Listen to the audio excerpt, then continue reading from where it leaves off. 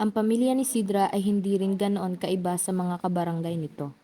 Sa sala lang natutulog ang mag-iina, kasama ang napakalaking banig at ilang mga unan ng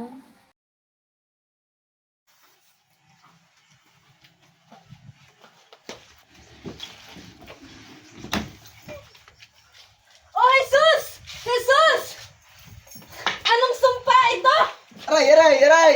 Aray, nay! Aray! Ano po? Aray! Aray, kasalanan mo ito na ate. Sige, kasalanan! Siya pa na muna.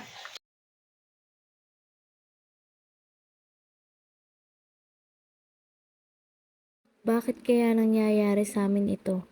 Maingat naman kaming nagtatalik ni Sido. Pinamanahan si Sidra ng kanyang tiya Concha ng 2 gulod na lupain na napakalayo sa sibilisasyon. Bahay na may sementadong balkon na yero ang bubong. May tablang sala sa pawid ang bubong. May sinawaling kusinang anahaw ang bubong. At may maliit din itong batalan na sinasalang dahon ng niyog ang dingding at bubong. At ang huli, sa lahat ay ang buntot pagi na naglalaman ng maraming hinanakit at alaala.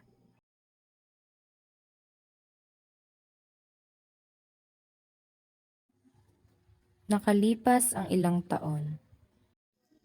Sa dinami-rami ng kabaryo nila Sidra, 3 lamang ang pinahihintulutan ni Tia Concha sa kanilang bahay. Si Sido, Cardo at Desta. Anong bayaw? Ako ka. Sino ba yung saging? Ayaw mo pa din tibayin. Ikaw din. Pag ako nag-matching, wala matitira sa'yo.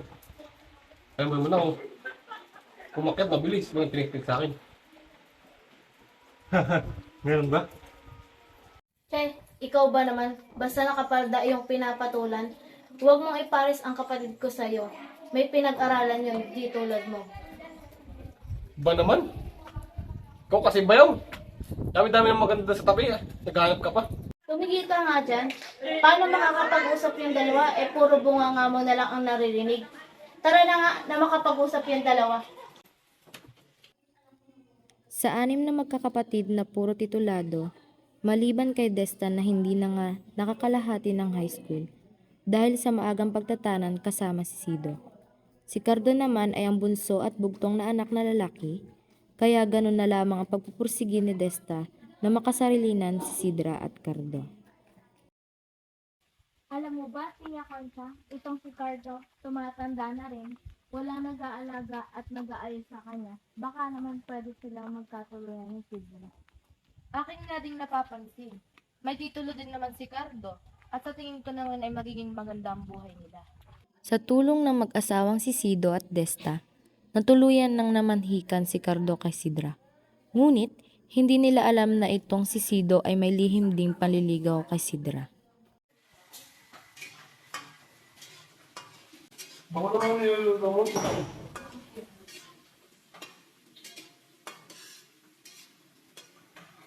Tikman mo nga.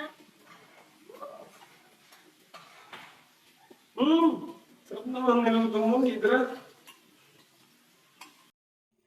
Dumating ang isang gabing kawalan ng buwan, katulad ngayon.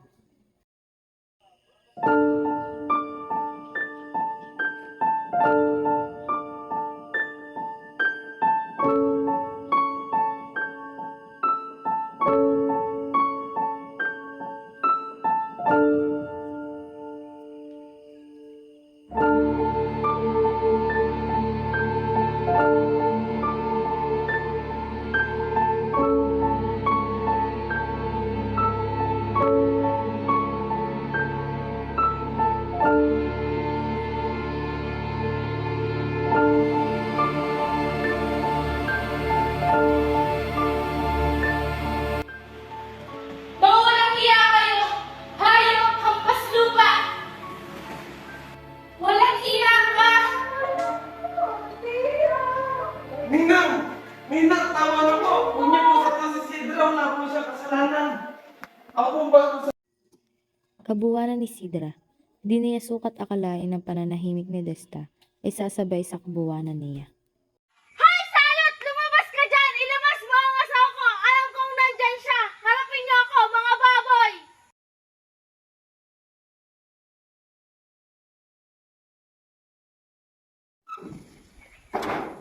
Wala dito ang asawa mo. Kung gusto mong kausapin ako, kumalma ka. Aba, punyetang to, may gana ka pa magpakalma. Kung di ka palahi ng malandi, magpapabuntis ka na lang sa asawa ko pa. Sige, subukan mo. Alalahanin mo, nasa pamamahay kita. Kaya kong gawing lahat. Naniniwala ako na kaya mong gawing lahat. Nagawa mo nga silang patayin. Hanggang dyan ka na lang. Uhaw ka na sa laman, uhaw ka pa sa dugo. Binabalaan kita. Tumigil ka. Katulad ka ng ina mo, harap-harapan ko magtaksil. Tumigil ka!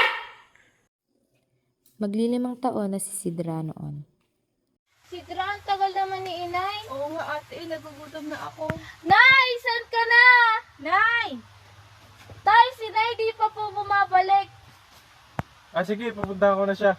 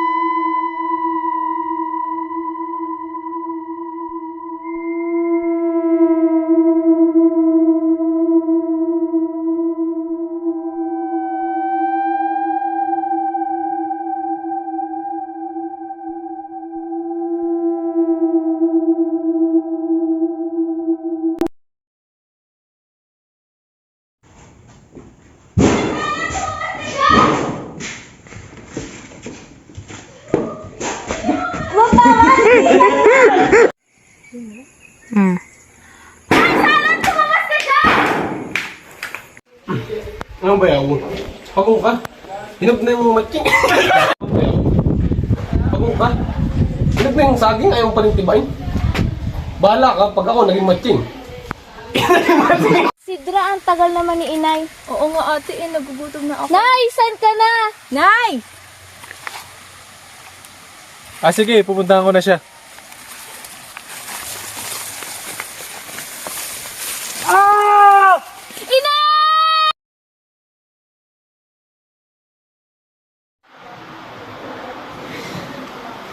Mga walang hiya!